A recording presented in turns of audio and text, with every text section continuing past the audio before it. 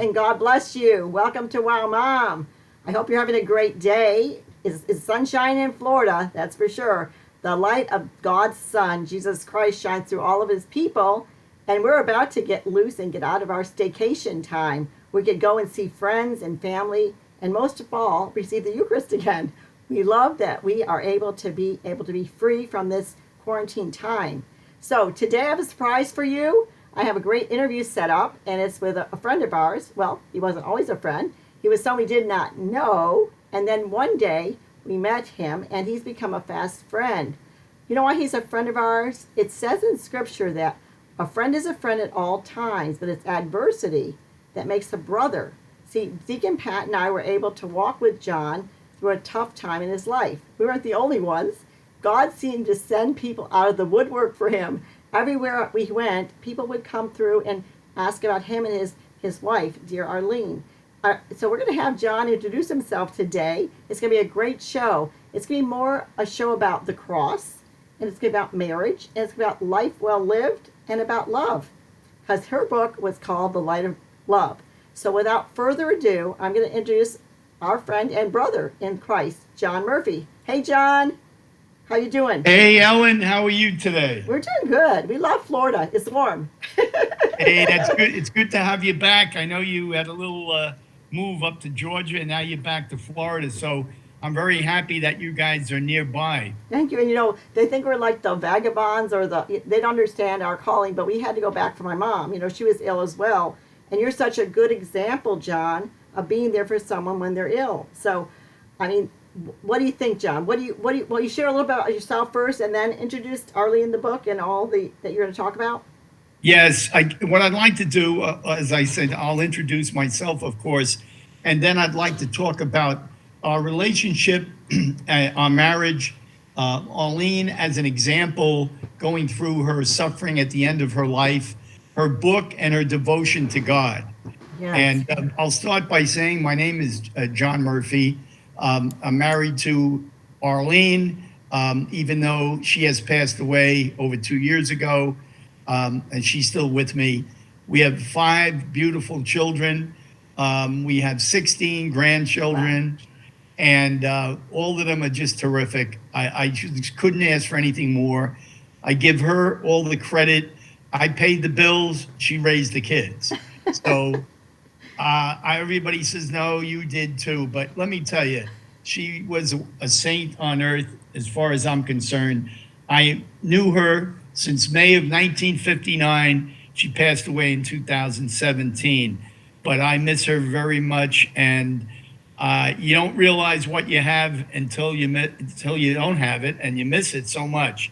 So I wanted to talk again today about our relationship and our life and Arlene's book, but mainly about her being a person of good faith and values and great virtues. And that's what the world needs today, John. I love your stories because I like storytellers because the meaning comes deep in the heart. Can you tell how you met Arlene? Absolutely. It's a nice little story. I was out with my friend in May of 1959. He liked to go to the bar and have a beer, and I liked to dance. So we were in a dance hall in New York City, and it was late, maybe 11 o'clock in the evening.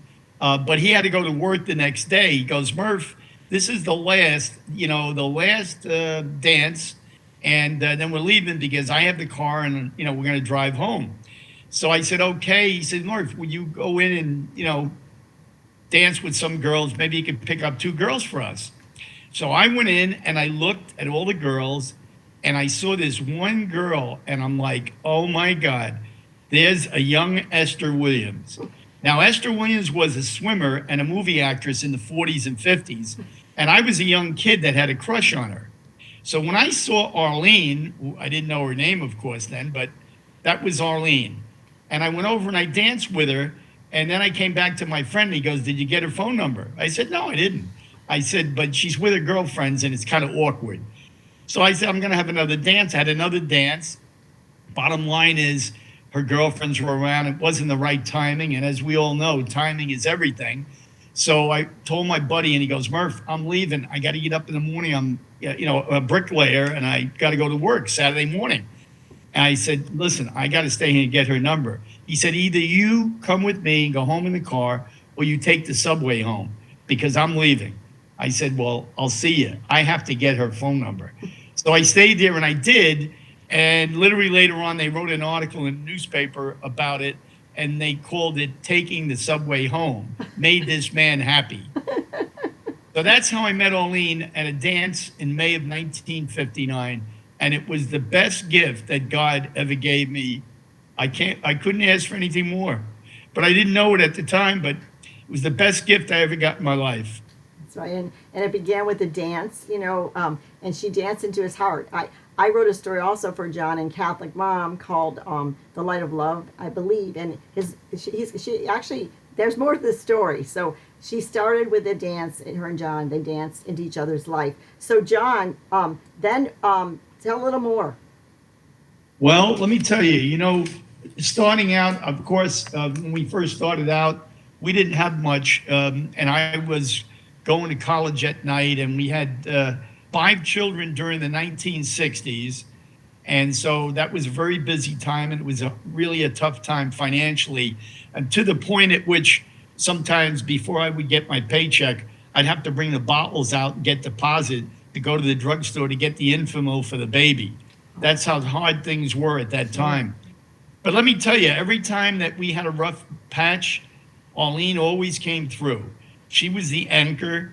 She was the one that had the spiritual devotion, and she didn't worry about things in this life as much. She was more into the, supernatural, the spiritual, and she was always there. She was my rock, and she was my hero. Of course, when I was first married, I didn't realize that, but I saw these things happen as the years went by, and her character and her values they just shine. The way she acted, the way she made her choices and her decisions in life, and every one of those things affected me and all the children. So again, like I said, I just say she was the light. And she called her book, which I'll talk about later, The Light of Love. And she used to always talk about the light over the darkness, and the darkness was evil, and of course the good, what God is love. In fact, at her funeral, on the card that we gave out at the funeral parlor, we had at the bottom, God is the light of love. So that's what we think of Arlene, and everybody thinks so highly of her to this day. Well, I think that's great. How did she get her faith? What kind of, was it panned down from her parents, or did she, a lot of times, because she's a Catholic schoolgirl, was she a Catholic schoolgirl, John? Or I don't know her history of her faith walk. So how did she? Yeah, she was. She went to Catholic school, grammar school, high school.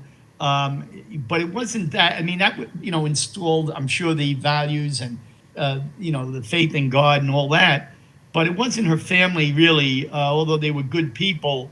She went through a tough time, especially when she was in college. And she decided, because she saw a lot of the other young girls maybe smoking and doing maybe drugs or sex or whatever it was they were doing. And she knew that was the wrong path. And she wasn't one that just joins the crowd because she wants to be liked. So she was an individual, and she always thought about, in her mind, she said, what would God want? And that made her make the right choices and decisions.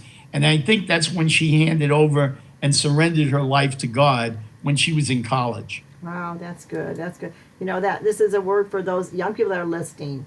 You choose the right path long enough, and then you bear great fruit. And she bore great fruit, John. She did so many things. I have to have read her book, and I could relate so much because you came from an Italian family, and I was an Italian family. But I think that you keep on choosing right, and then afterwards you reap a harvest. So, John, what do you want to say about the how did she get to the point of writing the book, or the point of going from, first you raise your children, and then? Well, yeah, we raised our children in the 60s and 70s and 80s, basically. And we had a great time. We lived a nice life in a mountain area. Arlene always set the great example. She always said, just be yourself. Everyone else is taken. I like that. So let me tell you, now I remember a lot of the things that she would say, Oh, good. And your destiny is really a result of your choices and your decisions, And so make the right decisions. We always told the kids, there's three things that, this is our little life lesson in the family. Yes, yes. And that is three things, remember, because people always say, the kids turned out pretty well. What did you do? I said, nothing special. We were just truthful and honest. But we always said, number one, okay, is a good voice and a bad voice in your head. The good voice is God. The bad voice is the guy with the horns. Second, people come before things, okay? And third, fame and fortune are fleeting, but family is forever. And that was it. We said things that were very simple. We were very honest with the kids. We didn't have any secrets about anything. And I think that was very healthy. And to this day, thank God, I'm in my 80s and the kids call every day. Almost every kid calls every day, That's It's just amazing. And we spent great time together. For my 80th birthday, we went to Disney for 4 days. Wow. And they just came in, no wives or husbands or children, just our 5 children. And everybody said, kids are coming in. They're all older now, like 50s. I said, yeah, they're coming in. We're going to spend 4 days at Disney because the last time we were there was 1978. And they thought it was kind of odd. That's where I wanted to go instead of having a party. And I said, no, that's where I want to go. And we spent 4 days together. We had a great time. We celebrated. We watched old videos. We toasted Arlene. And we did even karaoke. We went to, what do they call it? Epcot and, whatever the other ones are there. And it was really a great time. So I can say even to this day that our family is unified together. They stick up for one another. They've always helped out and they're always there. And I attribute that to all the great, values and virtues and the character of Arlene. And, I helped a little bit. I paid the bills, she raised the kids. But that's about it as far as that goes, So then, John, it's a really statement for family and marriage, and also a statement for life in general. You have to put something into life to get something out, and Arlene centered her life, and especially in those days, the woman was the heart of the home, and the man was the head of the home, and not in a bad way, in a way that love reigned. However, there's more to Arlene than that. After she raised her children, I think, or before maybe even, she was involved very much in a school, right, in a Montessori, right? Yeah, she ran a Montessori school. She had all the equipment. Her biggest thing was always spirituality and education. That's right. And for me, it was always business and sports. So we were opposite, very much opposite. People used to say, you guys are so opposite. But we were, and our personalities and lots of things, but we basically, the core values of the important things in life, That's right. we agreed on. Mm-hmm. And thank God for that. She always was very adaptable. She was amazingly patient, especially with me, because, I'm kind of an A personality and she's more like a B personality, which was good because, probably if I was married to someone like myself, I would have been divorced right after the honeymoon, That's what I say. I always tell people, opposites attract, and then they could either drive each other crazy or they could learn from each other. You probably learned from each other, John, because you stayed with it for many, many years. How long were you married? We're married 56 years. I knew her 58 and a half years.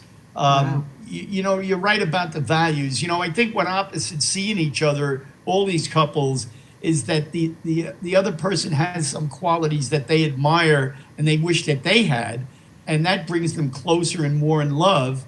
And then vice versa, you have other types of qualities that the other person's looking at that they value, and then it becomes a mutual thing, and then eventually a marriage, and hopefully a very happy marriage, And Yeah. I'll tell you what, one of the things that's really important, where they always talk about good and evil in life, I could just say that Arlene, how did she put it? She put it like, about evil, to fight evil, you have to fight evil with love. And evil is the lack of love, okay? So basically, we have a lot of evil in society, And really, the answer is love. It sounds very simple, but do we really do it? Do we love each other? Look what happens today in the media and politics and everything. You know, people are always fighting and arguing, and all they have to do is love the American people. You know? Everybody do their part, loving in their own way. Behind John is a scripture. It's not really a scripture, but it's a saying by Saint Teresa, and that's not Saint Teresa, little flower, Saint Teresa of Avila. And it says, God grant me the serenity to accept the things I cannot change the things I can, and the wisdom to know the difference. Well, Arlene and John walked hand in hand through life, and just like he said, enjoying life and raising a family, and just having a time of their life in love with one another, dancing through good times and bad, dancing through areas of trouble when you have trouble in life, and then joining together to find the solution about finances or about children or whatever. And then they came to a crossing point where John and Arlene had to accept a cross that was given, that they could accept it, the things you cannot change, and the wisdom to know the difference. And this is the main part of the story for John, is how Arlene and him took the cross together. And I know that Arlene never complained. That's what he says. She didn't complain. So this is where we came in this story and met Arlene. And so I want to hear more about her accepting the cross and how that walk through life changed everything. Well, you know, let me tell you, before I'll just start off with maybe the ending and then fill it in. Okay. Is really, Arlene was a special person. And as I got to know her more and more, and especially when she got sick, back in 2003, she was diagnosed with leukemia. And then after a couple of years with the chemo, she wound up having a brain disease called progressive supranuclear palsy, which is like ALS. And so that took away her ability to walk and to talk. And then eventually, almost the last 5 years, 4 years and 9 months, she was on a feeding tube. Before she stopped talking, she said to me, you know, that maybe she would have to go into an institution. And I said, no. I said, I'm going to take care of you, Arlene, at home. And she said, that's going to be extremely hard to do when I can't walk or talk and I can't eat. And I said, I will do it as long as God gives me the health and I'm healthy enough to do it. If I have to crawl on my knees, you know.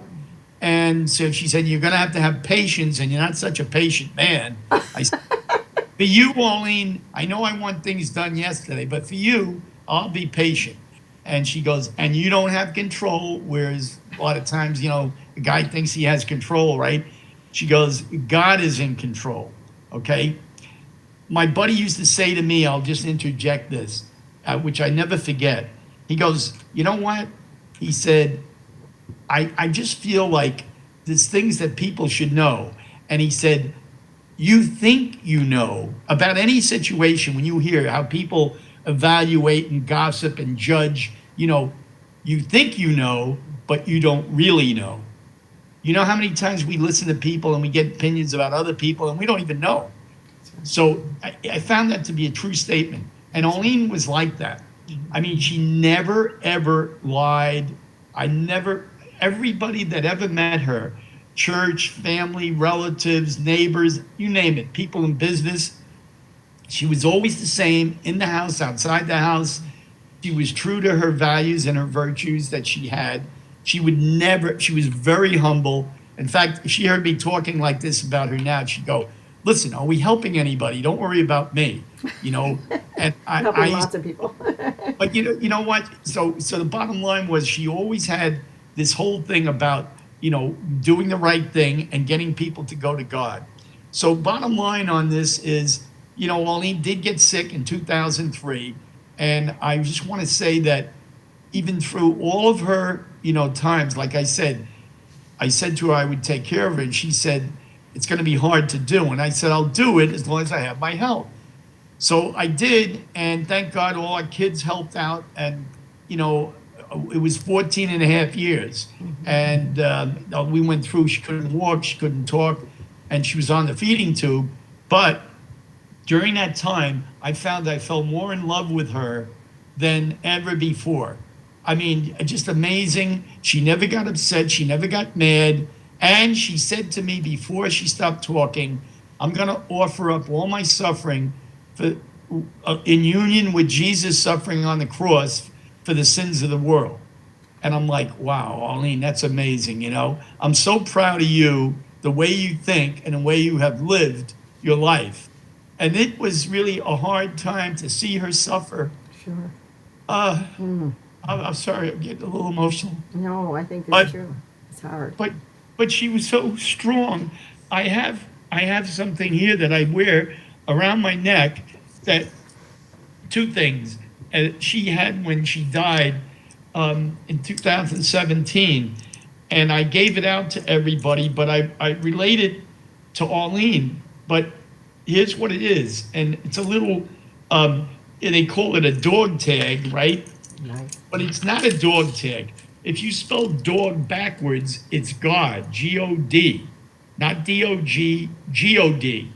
Anyway, what it says is this, and I'm just amazed at this message, and I gave it to all the children, our 16 grandchildren, all their parents, and everybody.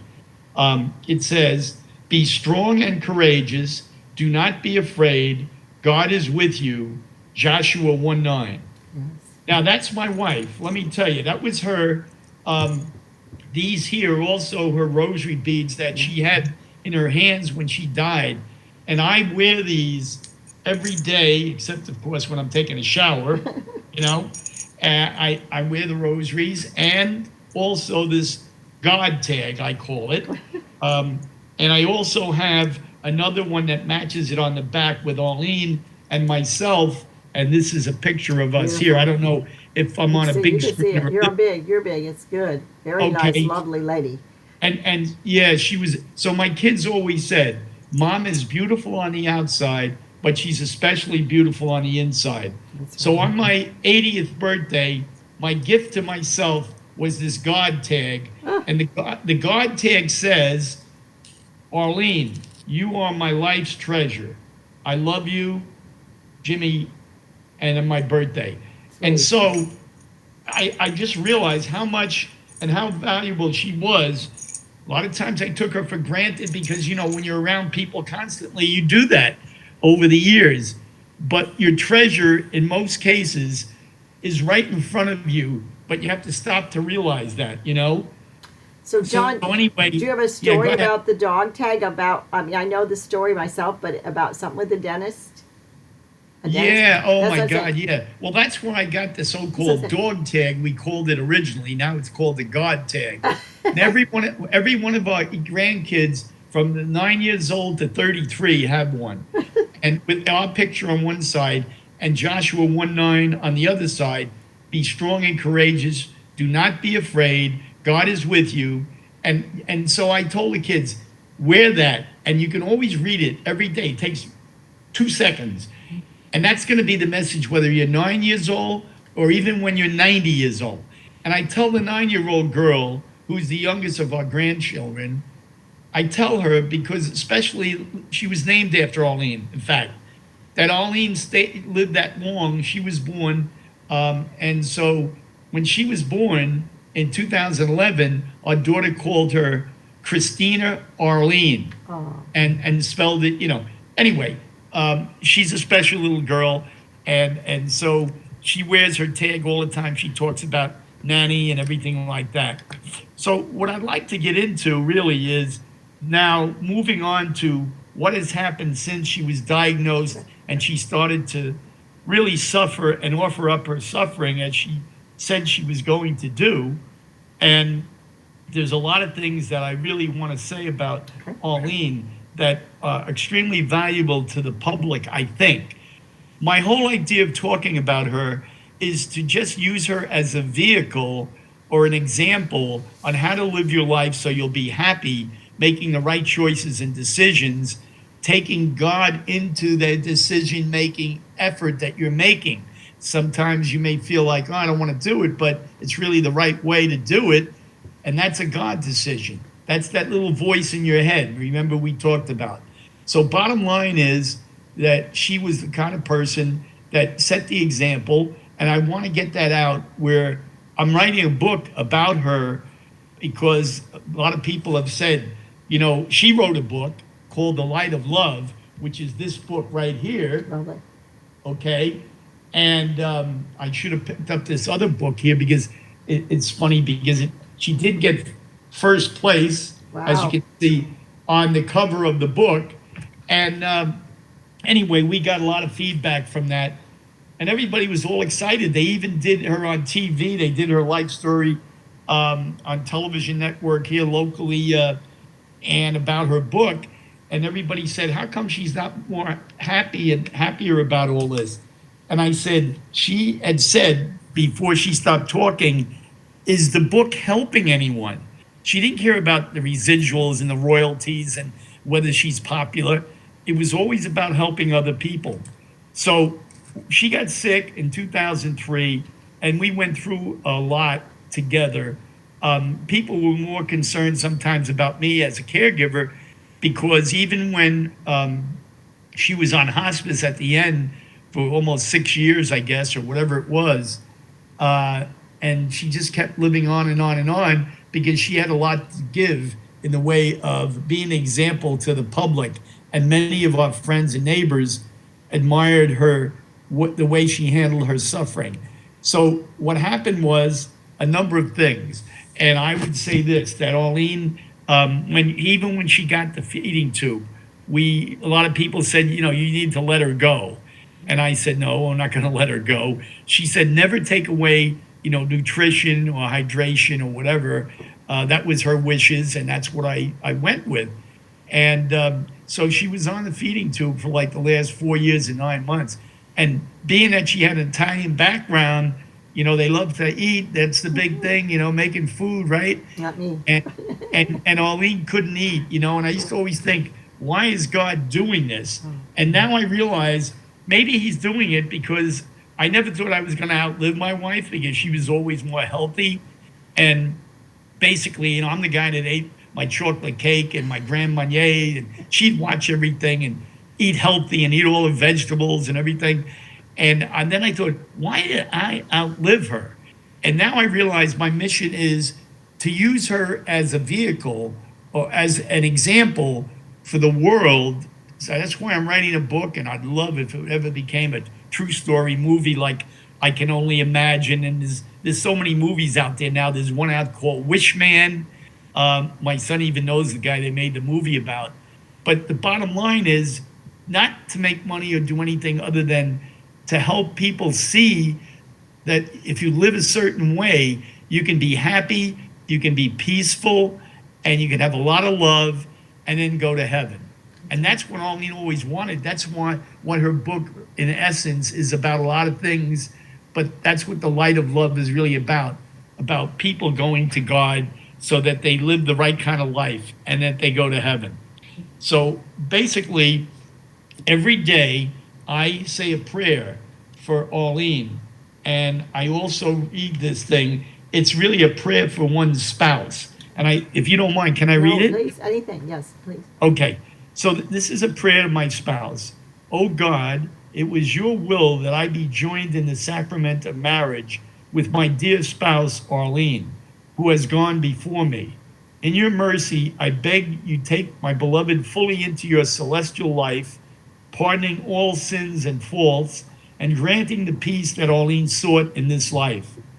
When my heart aches with loneliness, help me understand that our spiritual bond is strong as ever. Grant that I maintain a resilient faith and a zest for living, as I know Arlene would want for me, right up to the day of our joyful reunion in heaven. In Jesus' name, this I pray, amen. And this I read every day because I never realized until I read this, I said, oh my God. I said, the first sentence here, that it was God's will that I be joined in the sacrament of marriage with Arlene. And I never thought about it that way before. But that just made it even more stronger in my mind, Sure. So I just wanted to read that to you, and I hope it's useful to anyone, that's watching this.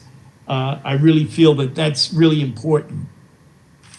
So, John, I was thinking about what you were saying about you did outlive Arlene.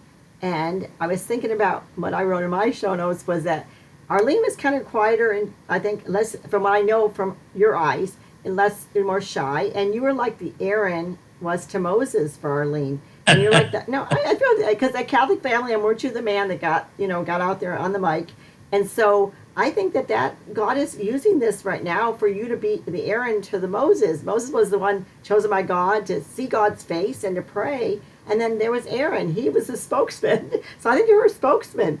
I don't know. That's what Well, you know what? I think you're right on target. I think that's my mission, my last mission in life. And if there's anybody out there that could help in a way of, writing a movie, I know it sounds like outrageous to think about that, but there are true stories out there that are great examples. And our society needs these kind of messages and these kinds of stories. And I think the story about my wife's life and the way she lived and the way she made her decisions and brought about a wonderful family, as far as I'm concerned, should be shown to people, not just because of her, she's just the vehicle, but to live that way so that you are happy, because everybody wants to be happy and everybody wants to get to heaven. Mm-hmm. So, listen, here's an example. I mean, I always say, I hope Arlene's in heaven. Everybody goes, if Arlene's not in heaven, none of us are getting in. So I think that, but I think the main portion besides marriage is the cross. Arlene, one time, Pat and I went to visit, and she handed me this cross. So John did help her hand it to us. And I was, to be honest, John, I was scared to go, Pat, don't take the cross of Arlene. What will God give us? We don't want another cross. We have enough. But however, they carried the cross so well. If you carry a cross and there's in a marriage and there's two sides, the one side and the other, and you both carry it together, it kind of goes like this. But if one guy has to carry the whole thing, it's really tough. You're carrying the whole cross. But together as a couple, marriage is more than like just joy-filled dances and just running around together and enjoying the world and raising kids. It's about carrying the cross together. But there did come a time when John really did have to carry most of the cross. We saw it. He was the one weathering the cross when Arlene was having to be carried to Jesus through the sickness of the 14 years. And that's how we met Arlene. She didn't speak about John, but we felt like she spoke volumes to us, even though she didn't say a word. We met her later in life. So, John, what about the cross? I mean, that's a tough thing. People want to know, how did you do it, and how did Arlene do it? And since you were so patient, though, by then.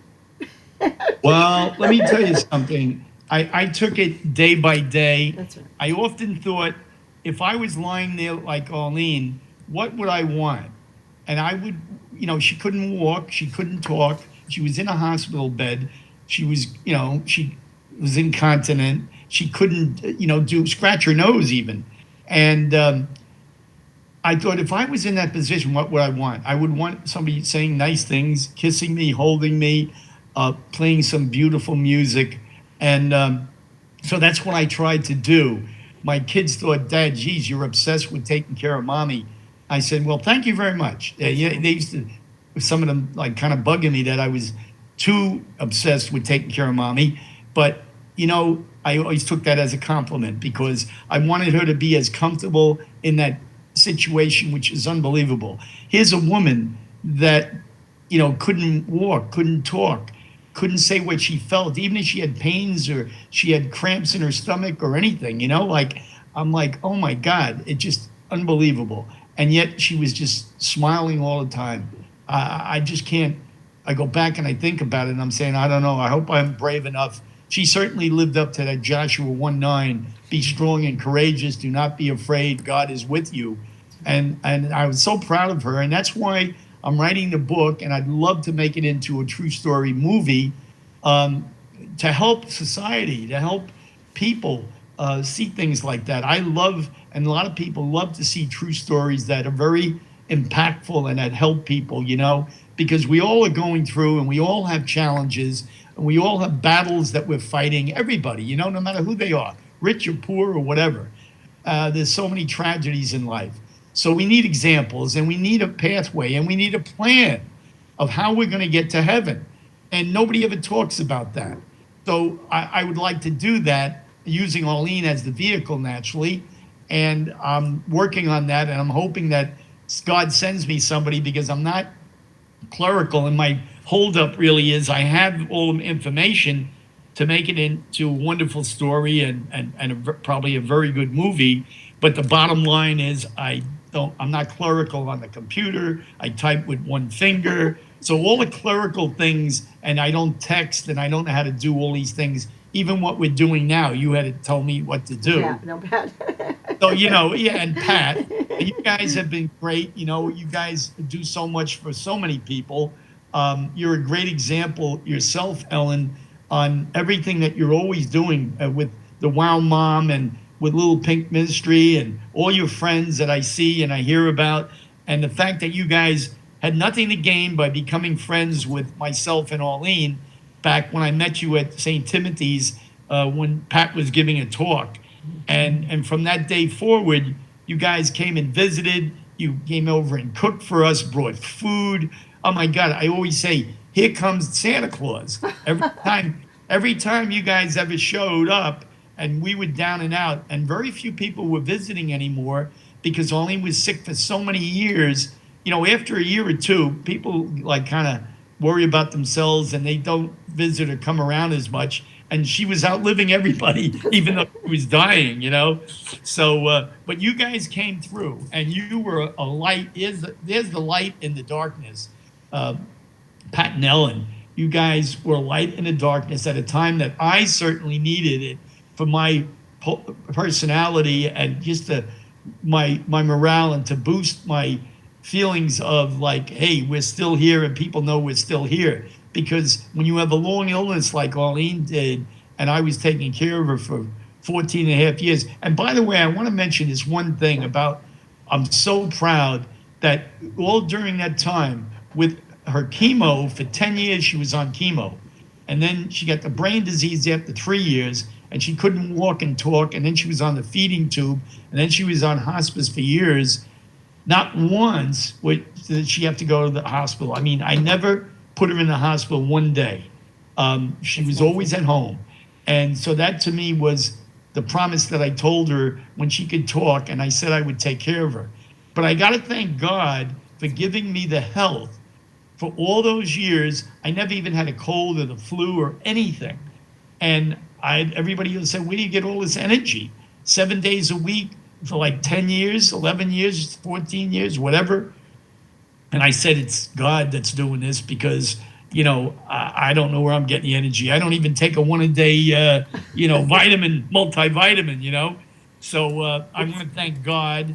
And I feel that he does have a part in what I'm thinking I'm going to do. I hope I live long enough to get it done, to write this book, of using Arlene as the way to live life and be happy and go to heaven. And it does be made into a movie eventually. I know that's thinking high, but I've always been called kind of an audacious guy, so I'll leave it at that, Well, I want to say something there, John. Pat and I thought we first started coming to see John. Pat was sick, so we said we'd come back. I don't know if John thought we'd come back. He said, come meet my wife. And we're like, okay. But Pat was ill, so we did come back. But first we thought we were going to be helping John. We go like, here we are. We're the rescue team. We're A team and B team, best B. But really, in reality, they helped us so much more than we helped them because it was such a witness of what marriage is to be. And we all have good things in our marriage and then bad things. And everyone can learn from each person. So we learned tons. And my favorite was John. I would always sit and talk to Arlene while Pat would talk to Deacon Pat. My husband's a deacon in the Catholic Church. And I would talk to her, and I would always say the same thing. First, I'd give her little gifts. And, she did get excited, John, even though I think she was feminine. I didn't know her. I'll give her a bracelet. And she got so excited, even though she couldn't speak. You could tell. But then I say to her every time, Arlene, either we are going to dance with our husbands right here in the den, or we're going to dance in the streets of gold one day when we see Jesus. So I believe one day, John, when you get your dance part, I get mine, we go to heaven, we be dancing with Deacon Pat and you with Arlene, because this world is passing. We all know that. We've just been on a whole time of quarantine. We're going to go one day to be with Jesus. That's our hope. That's what Arlene's hope was. That's why she died with a rosary in her hand. That's why she loved John and her children through good times and bad, through all seasons of life. And she was hoping only to be with Jesus. That was her hope. And the way I know this is because Pat one time asked her, are you offering up your sufferings for John as well? Yes. And she had this finger thing she said. And Pat was so excited because in the Catholic faith, we can offer up our sufferings. They're not wasted. And John probably does that now too. We all do. to offer up what we're suffering for Christ's sake. Because one day, John, one day we'd be in heaven and we dance with our partners in life in heaven on the streets of gold. Well, you know what? You're right on target. And this is what Arlene always felt and always preached. And she always understood suffering, which is something where we had a fellow by the name of Don Piper that came to visit us. And they made a movie about his life. It was called 90 Minutes in Heaven. Okay. And he spoke to us about three things: unconditional love and suffering. And I forget the third thing that he had. But he talked about these things to us. And he goes, everybody wants to hear about going to heaven. That's what it was, going to heaven, and unconditional love. But they don't want to hear about suffering. That's right. And people don't want to hear about suffering. Arlene always said, even when early in our marriage, when she used to go to nursing homes to help people, do not waste your suffering. Offer it up. It's a gift. Even though, even some of the people from the Bible and I guess saints or whatever said that, suffering is the money that gets you into heaven. And it sounds kind of crazy. Most people go, nobody wants to really suffer because they don't think it's a gift that can be used. And it's a very unusual thinking. A lot of people won't agree with that, but that's okay. Anyway, that was Arlene's thinking. She was a person that my kids always said, Arlene's beautiful on the outside, but she's especially beautiful on the inside. And I watched her suffer for years, and I was so proud to be her husband and to have a person like that in my life.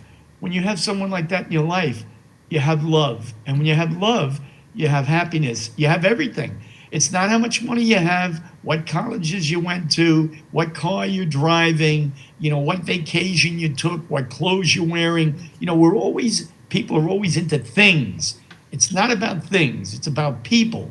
And if we could get that straight, everybody, we would all be happy and we would think, okay, that's what it's about. Arlene used to say, we're here just a short period of time.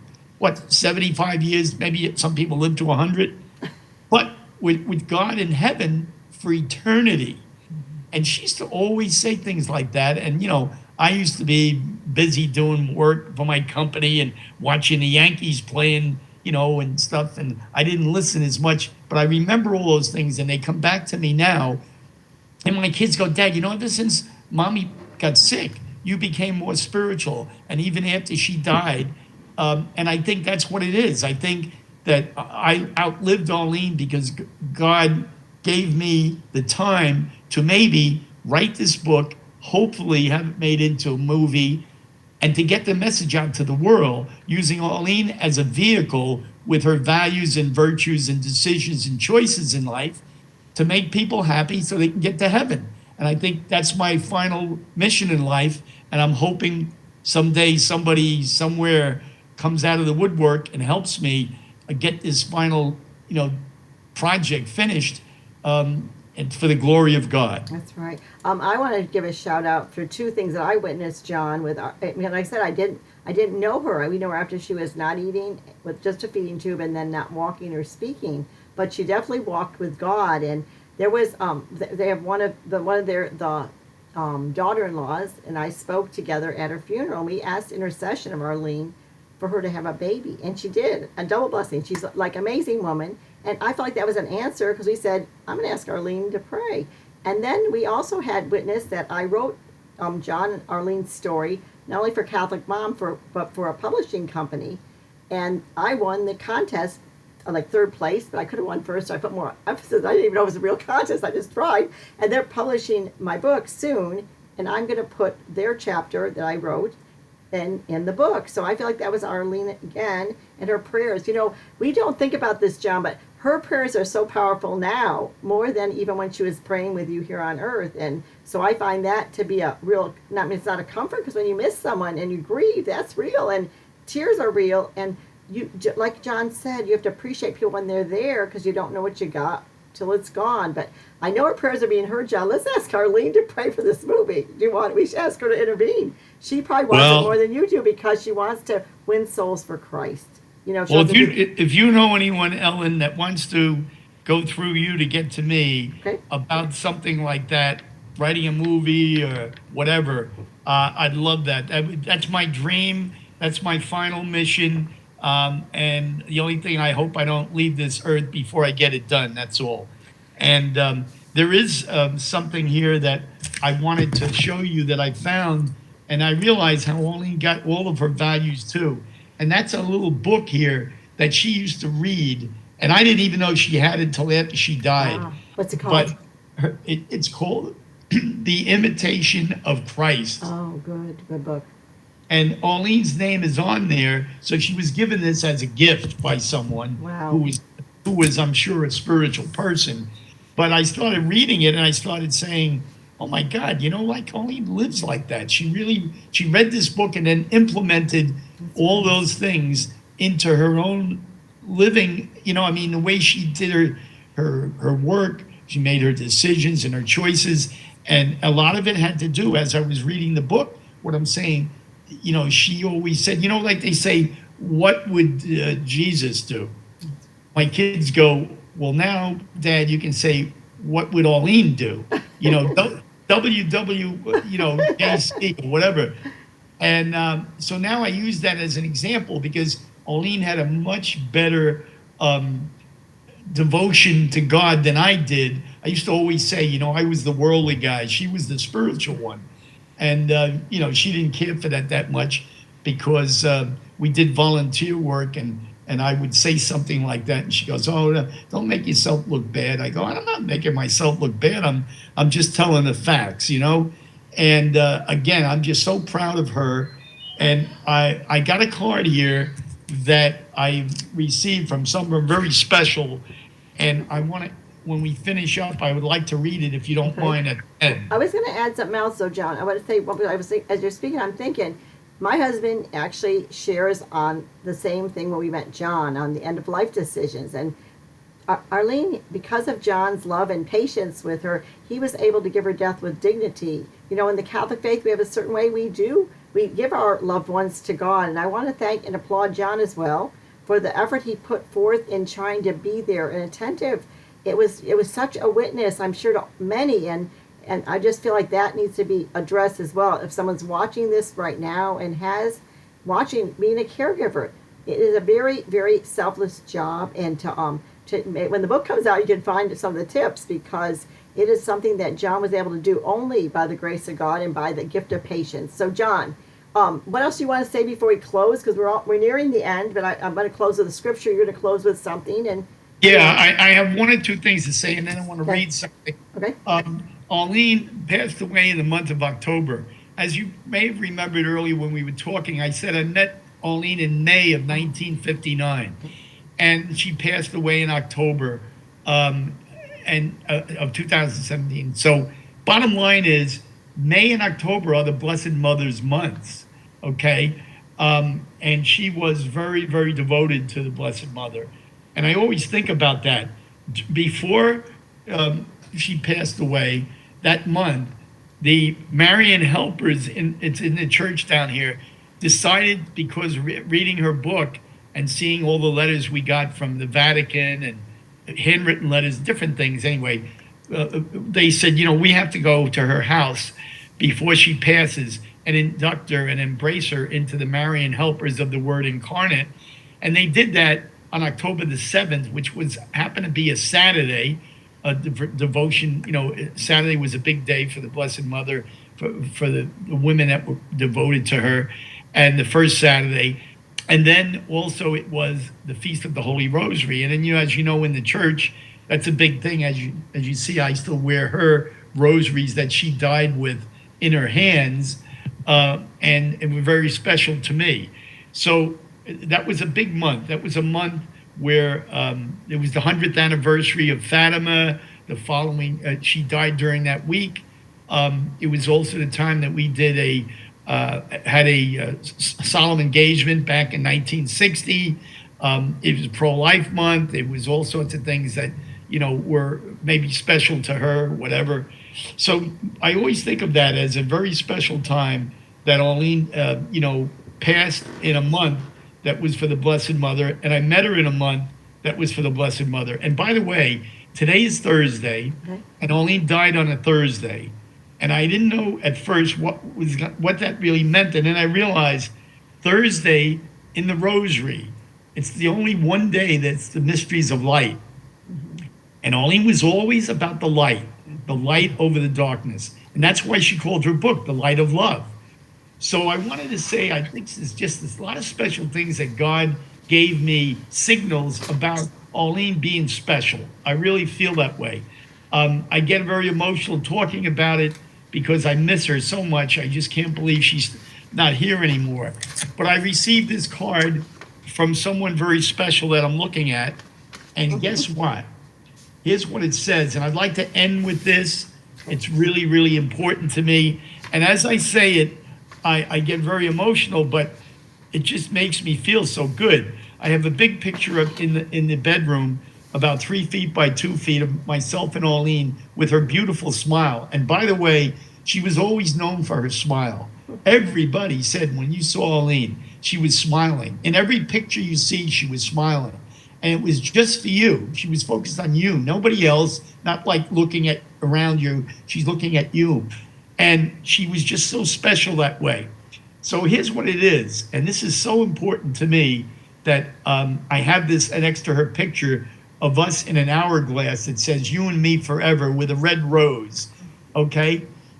It says, and this is the person told me, and her name's Ellen, that this is really Arlene talking to you, John. It's God, but it's Arlene. And here's what it says, and it just gets to me. And I have it, I'm always going to have it right on the picture next to Arlene's head. "I am with you always" is the name of it. "As you hold me close in memory, even though we are apart, my spirit will live on there, deep within your heart. I am with you always. When you lean on trusted friends and their caring hugs enfold you, within their loving arms, I'll be there to hold you. I am with you always. And beyond the far horizon, when we'll finally be together, where love will be eternal and life will last forever, I am with you always." And I read that and I feel like that's Arlene talking to me. I know it's God, but I know it's Arlene. And I want to thank you very much. And thank you for doing this interview and letting me talk about, especially about Arlene and as a personality and life, and how we can become people like that if we decide to go that route. We all have forks in the road, and always go to the right fork and do the right thing and make the right choices and decisions so that you'll be happy and you'll get to heaven. What a beautiful ending to life. And thank you very much. You're welcome. Thank you, John. You did great. I'm going to read this last scripture and end the show. And thank you so much for joining us, John. It is always a pleasure to get to know you better, and Arlene through your eyes. The Aaron talking about Moses. So, "For I am already being poured out as a liberation, and the time of my departure is at hand. I have completed the race. I've finished the race. I have done well. I have kept the faith. From now on, the crown of righteousness awaits me, which the Lord, the last judge, will award to me on that day. And not only to me, but to all who have longed for his appearance." That's 2 Timothy 4:6-8 for those Bible scholars out there. John and Arlene, they put their hope in Christ alone. That's where hope is found, and that's where God is. So as you face a hard thing in your life, know that God's with you like he was with John. Know that the grace is there, and that Arlene will pray for you. I know she will. She was an intercessor. You couldn't doubt that. Because when I come, I know she was praying for us. So on this day that we did this interview, I want to thank you, John, for being an example of marriage, where you not only danced with her at the first dance, but you will dance in the streets of gold. And you carried her across the threshold on your wedding day, and you carried her to the finish line. It's not by any accident that we met John and Arlene, such great examples of marriage and living their life for Christ. So thank you. Write that book, John. John, write that book. I Write will. that God book. bless you, Ellen. Say hello Get that to movie. I will. Get that movie. That's this whole thing. I just want to do one last thing. Wait.